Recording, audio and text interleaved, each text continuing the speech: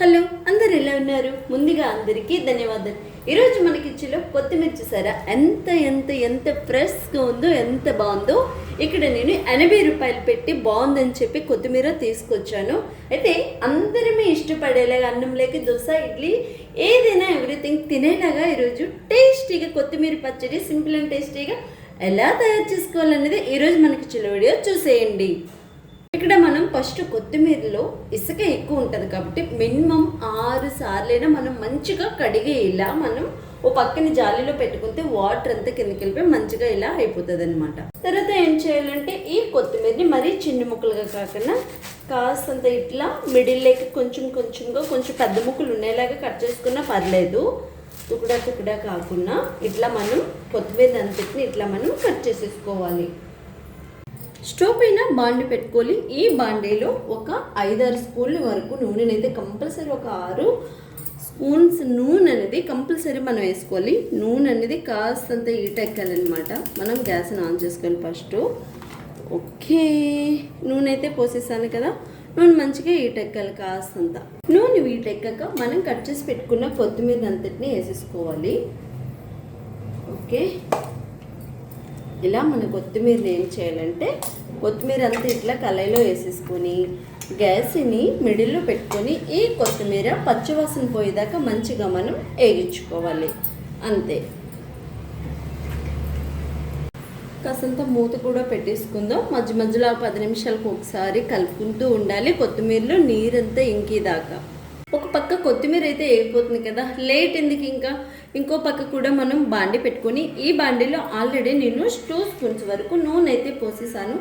ఇక్కడ చూసారా, ఒక 20 పైనే ఉంటే ఎండుమిర్చి తీసుకున్నాను.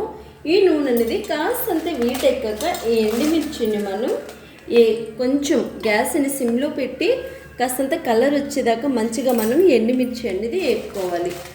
మనందరికీ తెలుసు కదా, ఎండుమిర్చి కలర్ వస్తే మంచి స్మెల్ అయితే వచ్చేస్తుంది. కానీ గ్యాస్ని మాత్రం సిమ్లో పెట్టి వేగించుకోవాలి. మాడితే అస్సలు టేస్ట్ బాగోదు. మన ఎండుమిర్చి అంతా చూసారా, ఇలా మంచి కలర్ వచ్చేయాలన్నమాట. ఇదొక ప్లేట్లోకి మనం తీసేసుకోవాలి. ఓకే, ఎండుమిర్చి వేగించి తీసేసుకున్నాం కదా, ఇందులో ఒక 2.5 స్పూన్ వరకు జీలకర్రని కూడా వేసుకొని జీలకర్ర మంచిగా వేగేదాకా మనం వేగించుకోవాలి. జీలకర్ర కూడా అంతే, వేగితే మంచి సువాసన అయితే వచ్చేస్తుంది. ఓకే, సో ఆల్రెడీ ఆయిల్ మంచిగా ఎక్కుంది కాబట్టి వేగంగానే జీలకర్ర అయితే ఎగిపోయింది. అలాగే ఒక 3 స్పూన్స్ వరకు ధనియాలను కూడా వేసుకొని గ్యాస్ అనేది సిమ్లో పెట్టుకొని మనం వేగించుకోవాలి. ఇక్కడ మనం ఒక పక్కన కొత్తిమీర కూడా చూసారా, మంచిగా అయితే వేగిపోయింది. ఇలా వేగిపోతే ఏంటంటే ఆయిల్ అనేది వదిలేస్తుంది కూర నుంచి. ఇలా వేగిపోతే మనకి తెలిసిపోతుంది. అందులో ఏంటంటే కొత్తిమీరని మనకి వేగినప్పుడు పచ్చివాసన ఉంటే స్మెల్ అనేది వస్తుంది వేగినప్పుడు.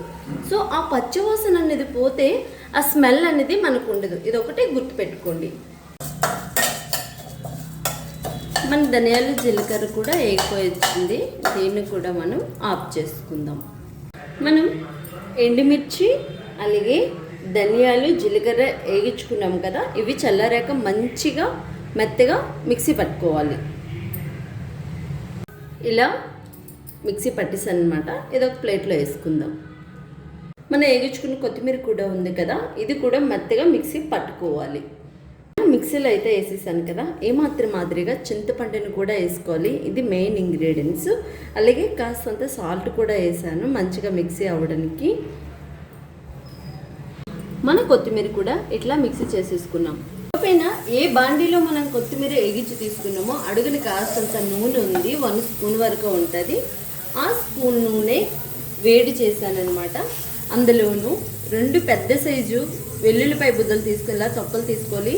చిటికెడన్ని ఆవాలు, కాస్తంత మినపప్పు, కాస్తంత శనగపప్పు ఇందులో వేసేసి కాస్తంత మంచిగా ఈ ఎల్లుల్లిపాయలు పోపులు వేగేలాగా మనం గ్యాస్ని సిమ్లో పెట్టి వేగించుకోవాలి.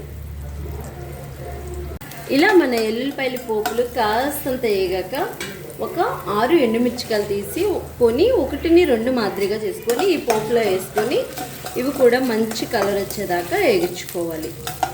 అని వేసిన తర్వాత కాస్తంత కరివేపాకు రెమ్మలు కూడా వేసేసుకోవడమే.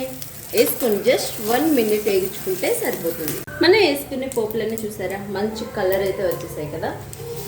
కొత్తిమీర మిక్సీ పట్టుకునేది ఇందులో వేసేసుకోవడమే. ఓకే, ఇది వేసుకున్న తర్వాత మనం ధనియాలు మిర్చి అన్నీ మిక్సీ కొట్టుకొని పౌడర్ చేసుకున్నాం కదా, ఇది కూడా ఇందులో వేసేసేయడమే.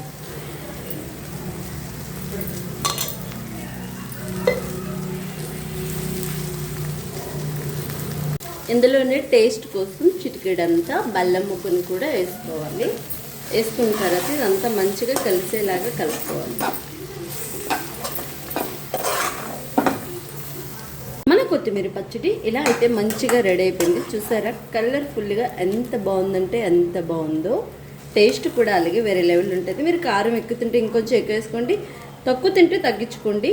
ఇందులో ఇదేం లేదు, మీకు ఎంత టేస్టీగా కావాలో అంత. మరి చింతపండు ఎక్కువ వేసుకోకండి, నేను ఎంత క్వాంటిటీ చూపించాను అంత వేసుకోండి. పులుపు కూడా ఆరోగ్యానికి అంత మంచిది కాదు. ఓకే, వీడియో మీకు కూడా నచ్చిందా? టేస్ట్ కూడా వేరే లెవెల్, ఆరోగ్యమే మహాభాగ్యమని గుర్తుపెట్టుకోండి. నెక్స్ట్ మంత్ సరికొత్త వీడియోతో మళ్ళీ కలుసుకుందాం. అంతవరకు మీ అందరికీ బాయ్ బాయ్.